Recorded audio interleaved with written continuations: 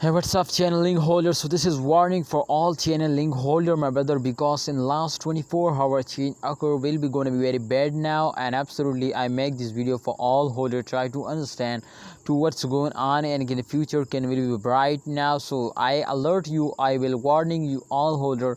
Warning is that, my brother, especially a warning is that I already see or tell you, my brothers, to in a thumbnail. Absolutely true. This is warning video and a title also. So the warning is that, my brothers, to holders are doing very big mistake to if you starting selling. So this is warning for you, my brother. If you starting selling, then, my brother, you cannot take a profit, and absolutely you are completely and lost, and you cannot control, my friend, yourself now.